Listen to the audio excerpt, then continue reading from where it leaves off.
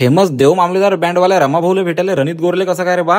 तर जय गजानन माऊली. संध्याकाळी एकदम मला शिवबाचा फोन आला, म्हणे चाल आपल्या गावात देव मामलेदार बँड आला आणि त्याचे सर्व रमाभाऊले भेटायला आपल्याला जावं लागते. फिर क्या आपने राजाने बोला करणे का तो करणे का. मग शिवबा सोबत मी आनंद विहार मध्ये आलो. त्यानंतर या बॉडीगार्ड आणि सिक्युरिटीच्या मदतून शिवबाची रॉयल एंट्री रमाभाऊच्या रूम मध्ये झाली. इथं आल्यावर दोन राजांची भेट झाली, एक म्हणजे शेगाव शहराचा राजा आणि एक म्हणजे संगीत क्षेत्रातला राजा. आणि शिवबामुळे मलाही रमाभाऊला भेटता आला, नाही तर एवढ्या हजारो लोकांच्या गर्दीत माझा नंबर कधी लागला असतं रे बा. त्यानंतर बँड चालू झाला आणि माझी नजर तिसऱ्या राजावर पडली. तिसरा राजा म्हणजे ब्लॉगिंग क्षेत्रातला राजा. त्यानंतर त्याची भेट घेतली आणि म्हटलं बिग फॅन भाऊ. मित्रांनो, आपल्याला त्या बँड मधलं एवढं काही समजत नाही, पण रमाभाऊ जे गजामारचं गाणं म्हणतात ना, ते ऐकल्यावर डायरेक्ट अंगावर शहारे येतात. त्यानंतर कौस्तुभच्या आजूबाजूला एवढी गर्दी जमा झाली की मला तर काही समजूच नाही राहिलं. तर लोक रमाभाऊले पाहायला आले की कौस्तुभ भाऊले. आणि कौस्तुभले नाचताना पाहून घ्या रे बा, कारण की हा सीन खूप कमी पाहायला भेटते. त्यानंतर आई जगदंबेचे दर्शन घेऊन कौस्तुभला म्हटलं की आमच्या गावात येऊन तुझ्या माहोल करणं झाला असेल तर चाल लवकर आता जेवण करायला आलो. तर हे गणेश डॉनीरा फोनवरच बोलू राहिले. आता ते कोणासोबत बोलू राहिले हे तुम्ही मला कमेंट मध्ये सांगा. लोक सोनं चांदी चोरतात आणि आमचे ओमभाऊ मुखवास चोरूनच समाधानी आहे. आणि हा मित्रांनो, तुम्हाला एक सांगतो, कौस्तुभचे दोन्ही मित्र आहेत ना, कौस्तुभला खूप जीव लावतात. असे मित्र जर सोबत असले ना, तर आपल्या मित्राची प्रगती कोणीच थांबू शकत नाही.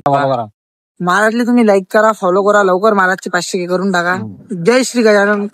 नाही झाले तरी चालते, याला फेल बाळा करता गजानन. त्यानंतर कौस्तुभ भाऊचे हे 2-4 प्रेमाचे शब्द ऐकून या प्रेमाच्या माणसांना निरोप दिला. आणि जाता जाता एवढं ऐकून जा की फॉलो करसान तर भेटू पुढच्या एका अशाच माहितीपूर्ण व्हिडिओमध्ये. तेव्हापर्यंत सप्रेम. जय गजानन माऊली.